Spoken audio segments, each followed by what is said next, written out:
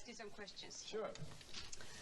Do you think that you're good company for kids, like these kids or friends of mine, who are your signatures? Sure, why not? I mean, it's a well-known fact that W.A.S.P are every parent's worst nightmare, so if we're nightmares to the parents, we should be great for the kids, right? And that's why makes sense to me. Yeah, but the U.S. Senate doesn't seem to be thinking that way. Well, those are people, yeah, but those are people that are looking for political feathers in their caps as well. I mean, the problem in America with the censorship is that you have people that are looking to become very well known, and they're using rock and roll to do that. And they've attacked W.A.S.P more than they have any other band. Why? I guess it's largely because of the way we look, our image, and what we sing about. I mean, it's not a big secret that W.A.S.P shoots straight from the hip. I mean, the lyrics that we sing about come straight from the pelvis. And that's straight from where? From the pelvis, you know, the hip region in here, you know. Would you like me to make this a little more graphic? I can do that if you want to. You might get taken off the air, though. Then again, you might not. We're not really familiar with Finnish TV. The thing is, they've gone in every major television show in America, every major radio, all the magazines. They walk on TV and they hold up pictures of our album and they go, "Don't buy this album." And in the last 3 months, we've sold 10 times as many records as we did before that. I mean, they want to put an X rating on our album. If I was 15 years old and I walked into a record store, I'd walk in and I'd say, "Where's the X-rated section?" You know, I'm going to make a beeline right for that place I'm going. I don't want to know about anything else. I want to hear about the dirt and all that good stuff. W.A.S.P was never designed to be any sort of a social statement. I mean, parents come in, they go, "Well, what's the social relevancy or something like this?" And there isn't any. It was designed to be fun, and you can't define that. Some things on the inside of the album sleeve that you'll see this time, which is called The Last Command, which will be out relatively soon, where you slide out the inner sleeve and it's a picture of our 4 heads on stakes, and you'll see those heads on the stage and the eyes light up red and fog comes out of the mouth and nice little things like that. Creates lasting images when a kid tries to go to sleep at night. I'm pleased to welcome to the studio today Blackie Lawless from W.A.S.P. Howdy. How you doing, Blackie? I'm fine. Yourself? Fine, thank you. Now, what are you doing in London at the moment? I'm here doing some press and some things like that. We have an album that's coming out in October. What's it called? The Last Command. And I'm here doing the general whatever it is that I'm supposed to be doing, which is running my mouth, which I've been told is best. Blackie, I've always wanted to know, what does W.A.S.P mean? W-A.S.P. You can tell me. In the beginning, this sounds biblical, don't it? In the beginning, we were looking for a name that was controversial without really being controversial. So that's to say, if you know what the name means, fine. If you don't... If you don't, that's fine, too. I'll tell you later what it means. Now, look... Will you? I know when your Animals single came out, it got banned. Then you came over and you toured and you went through Europe like a dose of salt. You got banned everywhere. Sweden, Finland... You know, we spent $130,000 on that show last year. You spend all this money on a show, you try to do something really nice for people, and what do? They turn around and dump all over you. I mean, you can't... Yeah, I don't know what happened. We did this single, and I'll never forget, Chris Holmes, the guitarist in the band, came up to me one day and he said, he'd heard that the single had been banned here, and he goes, "What's the big deal?" You know, I go, "I don't know, I can't understand." You know, some people can't take a joke, I guess. But, I suppose a lot of vegetarians in Europe, are there? Well, I would say one thing about this single, that about 3 months ago, it became the leading import single of all time. Yeah. And I want to thank everybody out there for that. That means a lot to us. Okay. So, what are you doing when you leave here? You're going back to America. I have to go back to America, and I've got to do a couple more videos and a couple of TV shows, and then I come back here to start some press to set up the second album. And probably get a better vibe at that time, whether we're going to be coming back to Europe or not. You think they'll let you back? That seems to be the $64 question at this point, because... I mean, didn't they start messing you around with visas and stuff like that? Well, it wasn't just that. There's a wonderful Mecca organization around here that was making us sign things before we'd go on stage as to what we would and wouldn't do. And so that didn't sit quite well with us. And then when we got to Europe,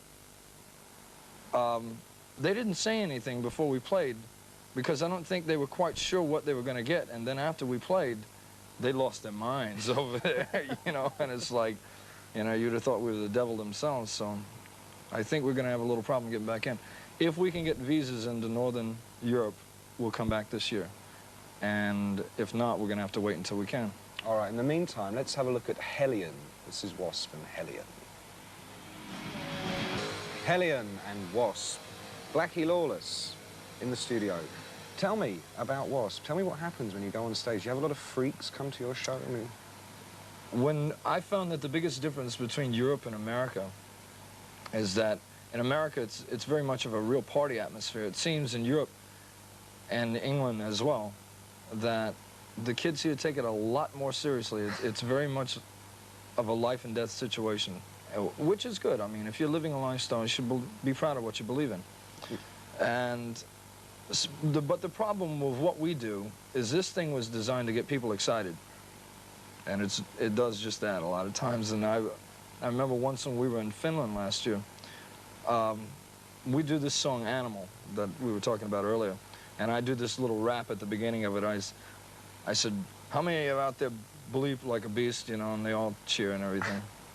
And I says, well, if you bleep like a beast, you must be an animal. Well, when I say the word animal, Chris Holmes is supposed to go into the song. I said animal, and I heard nothing except the roar of the crowd, and I looked over, and man, he's out. Like, he's like a cold mackerel on the stage. Some kid had thrown up a piece of meat about the size of a football. It was a rump roast, is what it was. And it hit him in the head and knocked him out cold as a stone. And the roadies were getting him up under the arm, trying to revive him and things like that. And finally, he came around.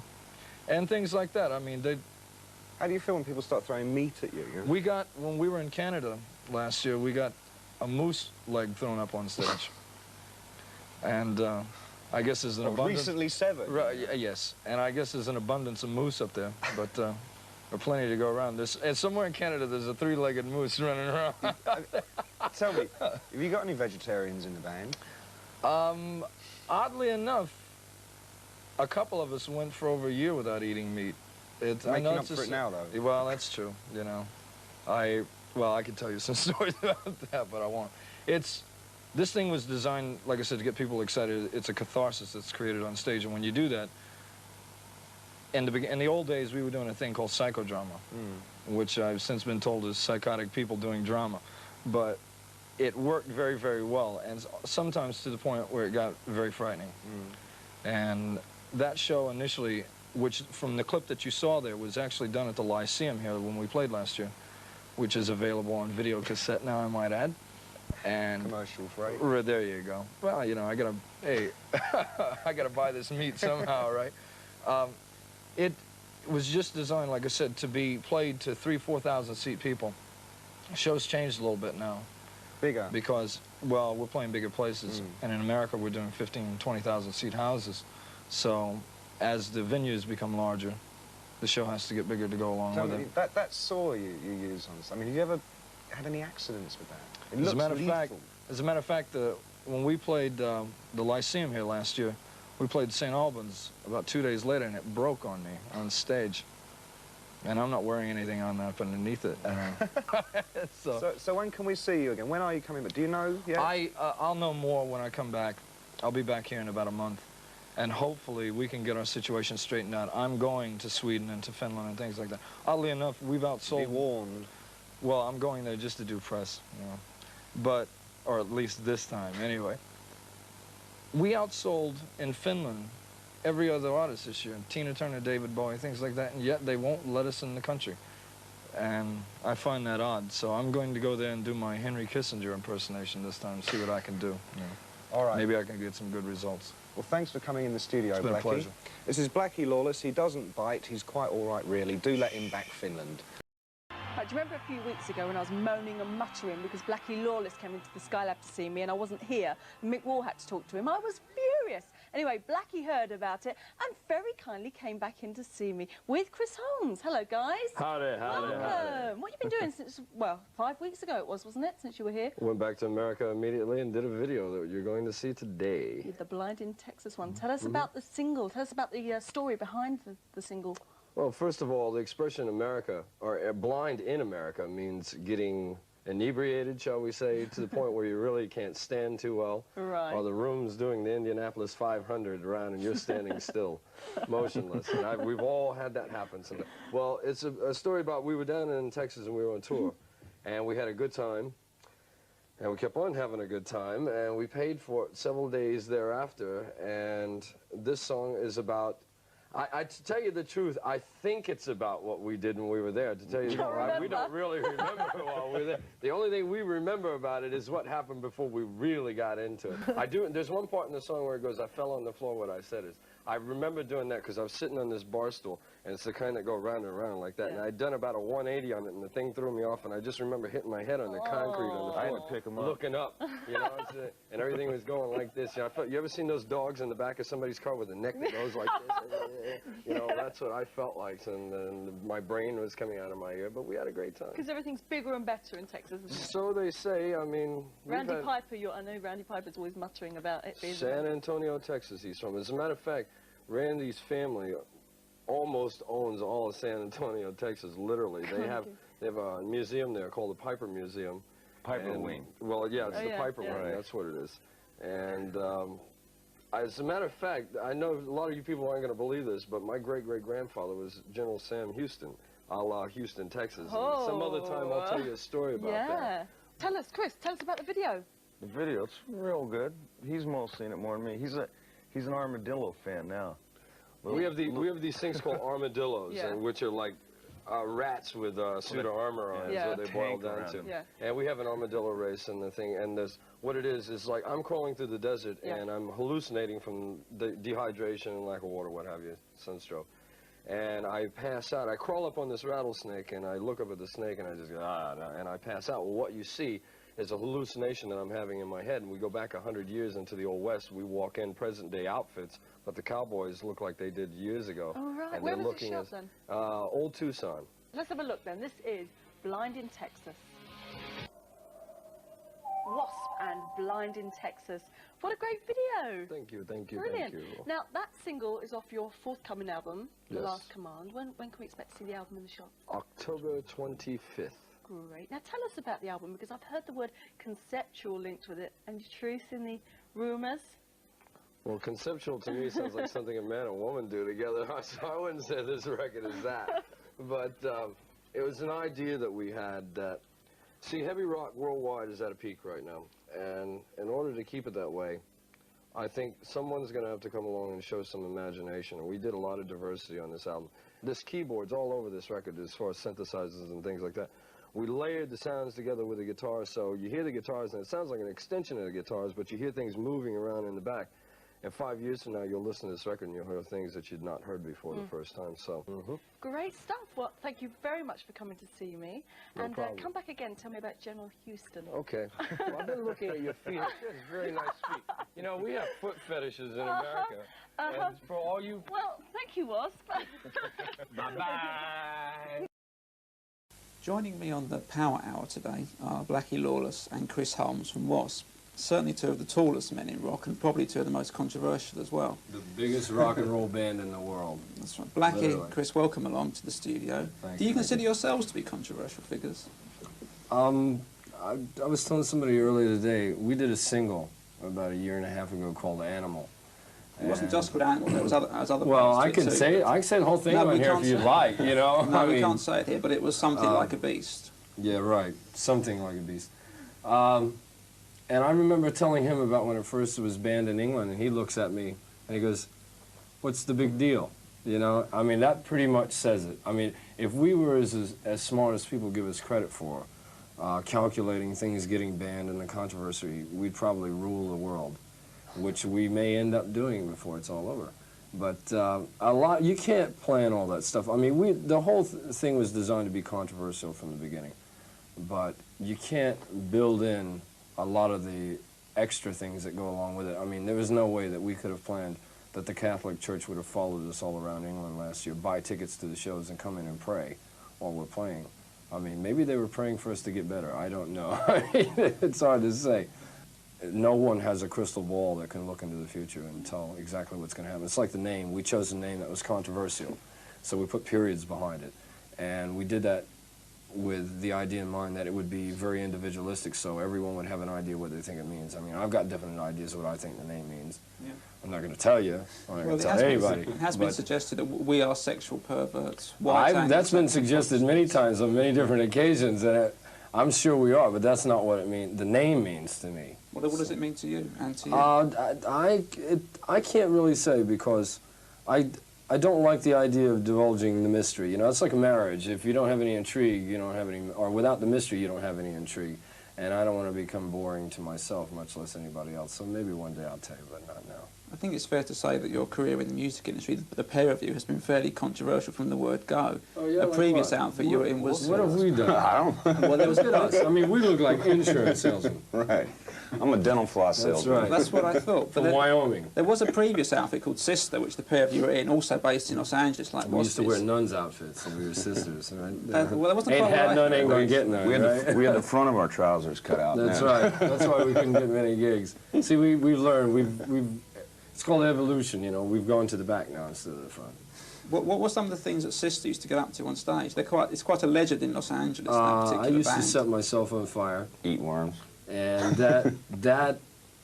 those one-night stands got to be real hell after a while. I mean, you know, I hurt myself several times. Where did you set yourself on fire? The whole From body? the legs up, Yeah. you know, I mean, from the feet up, shall I say. Did you cover yourself with some kind of turpentine Yeah, gel my or- outfit. You know, and a couple of times. One night I got mad at a club owner one night, and I took some gasoline out on stage in a beer bottle, and I was going to set the stage on fire because they really screwed us around over some money. And I put it up underneath the drum riser, and the vibration from the bass equipment turned the bottle over during the course of the evening, and it had spread onto the floor, and I didn't know it. When I went to set myself on fire, I was standing right in the middle of the gasoline. So that was a real hot show. Crispy critters. Oh yeah, we used to use this flare gun in the show. I forgot about that. Where I used to take this dummy and I'd shoot the dummy. It was him actually. So So that was all right. Right. Well, it bounced off one night and went in the audience, and we damn near burnt down the Whiskey A Go Go one night. Oh really? Yes, come real close to being history, before it was eventually anyway. But yeah, we used to do all kinds of things. We were doing things to entertain ourselves. But the difference between that band and this band is that we didn't have the material that we have now as far as songs. I mean, that's ultimately the biggest difference. I mean, a lot of people have the misconception that Image sells the records. Image sells tickets to concerts. Music sells records. The two do not cross over. And speaking of music, you're in Europe at the moment on a promotional tour to back up the release of your second album, The Last Command. Last Command. Now, from what I've heard of that record, it's different to the first one in that it's far more sophisticated. The first one had plenty of energy, but this one has got a lot more depth to it, I think. Mm-hmm. I think this one has energy as well as the first one. It's just the things that we've added on to this one that might appear to take away from the energy. I mean, I played like 14 different instruments on this album. I played a sitar on one track. There's synthesizers all of it. I think 99 out of 100 heavy rock groups, if you told them you wanted to use a synthesizer, they'd throw you out of the studio. We have one song called Ball Crusher on there. I don't think that song has any lack of energy that we had done on the first album as far as in comparison. You've already mentioned the track Ball Crusher, which is one of the more basic cuts, I guess. Let's talk about some others. Widowmaker. Now that's quite a sophisticated track. Well, that's the one you play sitar on, isn't it? Yeah. Sitar on. What that is, one of the problems that I see in heavy rock right now, I don't know if it's a real problem or not, but I think a subject that's being done to death is a lot of the occult influence that's in rock, and you can call it black metal or whatever you want to. Him and I, when we had this band Sister, it was a very occult-oriented band. This is before anybody had done that. We used a pentagram as a logo. No one had ever done that before. I mean, we did a lot of things in that band that you're seeing other groups do now that had influenced California a lot. So what we did is we did a lot of things that we got bored with eventually, and we decided, see, I was studying the occult at the time, and I ended up determining that it's not really what I wanted it to be or what I was looking for, so I moved on to other things. And we started this band. But one of the things I wanted to do with this song was to show people that you don't have to sit up and sing about devil worship to create a true piece of macabre artwork, which is what this is. I mean, this song is like a horror story, and it has nothing to do with the devil or anything like that. I like to think of it in a pure form, something like would be equivalent to maybe an Edgar Allan Poe or something like that. And it has nothing to do with demons or any of that other stuff. It's macabre in a purest sense. So is this song going to now form part of the new stage show? Absolutely. And when can we expect to see W.A.S.P on tour next? Probably spring of '86. Maybe a little bit sooner, but I'll tell you spring because that's the worst possible situation. But you'll be touring in America previous to that? We start in America on December 1st, and we go to Japan, and then we come back to Europe after that. And what we've done is, like last year, we started in Europe first, then Japan, then America. So every other year, we will alternate wherever we start. Yeah. So when you tour America, will you be headlining, or will you be going out to support? Well, we wanted to go out and support. I mean, we spoke a few weeks ago, and I thought we were going to support at that point. The problem is, we can't find anybody that'll play with us. And, or shall I say, we can't find anybody that'll let us play with them. With me in the studio tonight for RockArena is Blackie Lawless, bass guitarist and singer with W.A.S.P. Hi, Blackie. Howdy. What brings you to the country? Promotion. Promotions. Selling my wares, so to speak. When this promotion or tour is over, when do you plan to come back with the band? We are starting a Japanese tour starting February 6th, and we will be touring Japan for about 12 days. At that point, we plan on swinging down here under us, so to speak, as you say. You've just released a second album, The Last Command. The Last Command. Tell me something about the album.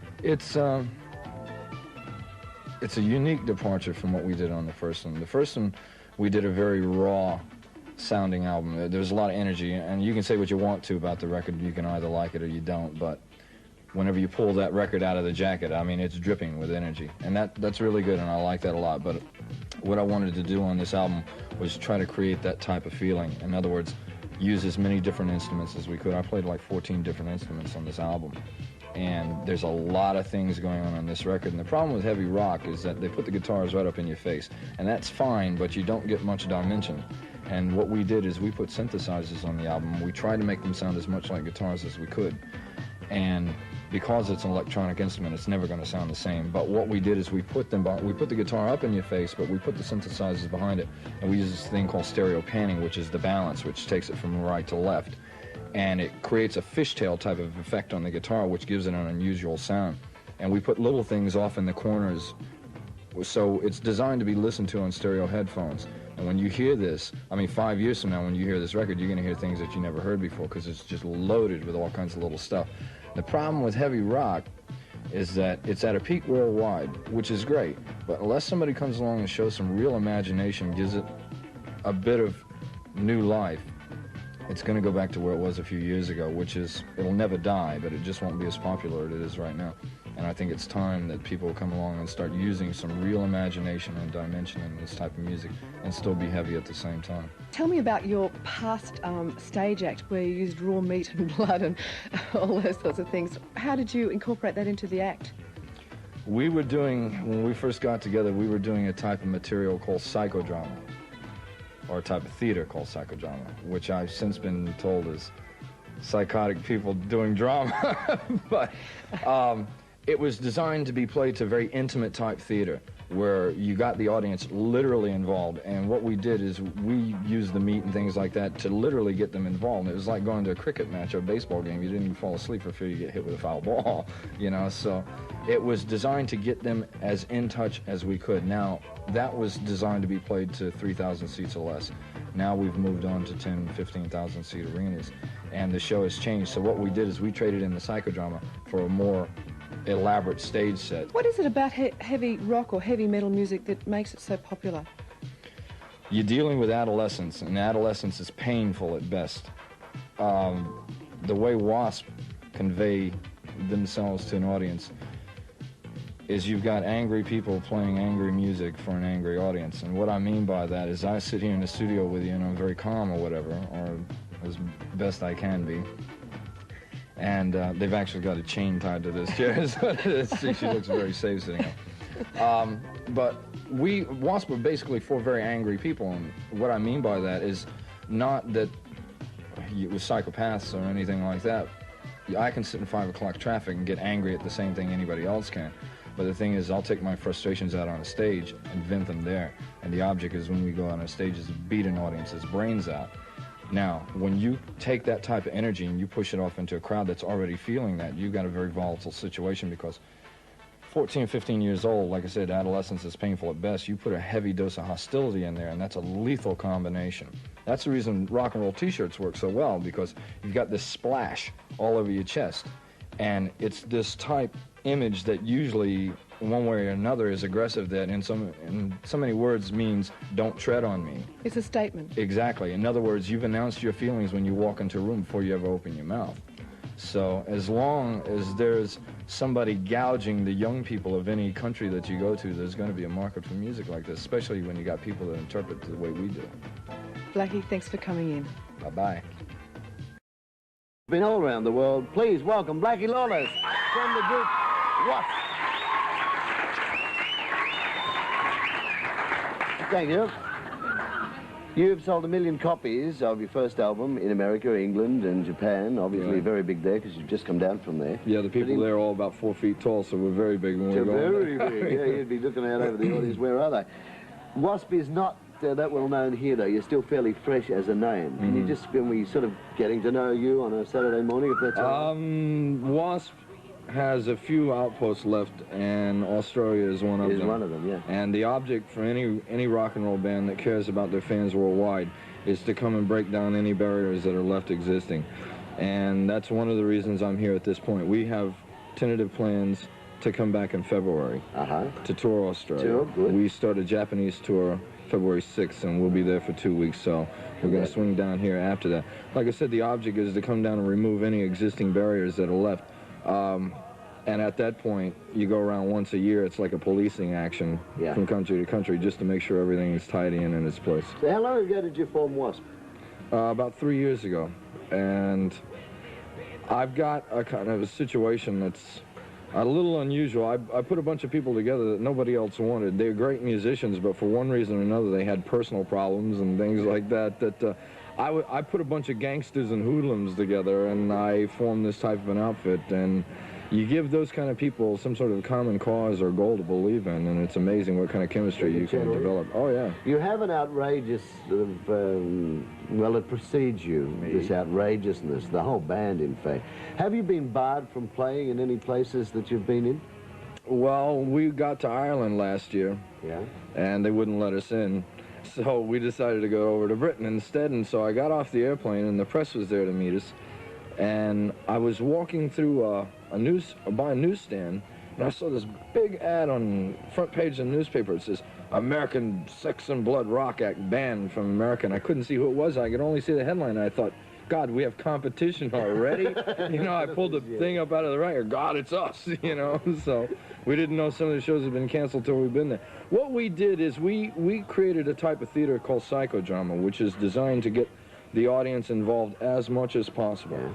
And it's a type of theater that was designed to get people really excited. In other words, we're giving them more bang for their buck, so to speak. Right. And because of that, it's been perceived to be unusual or highly unusual in people's eyes that really don't understand it. What we're doing, I call electric vaudeville. We're not doing anything really different.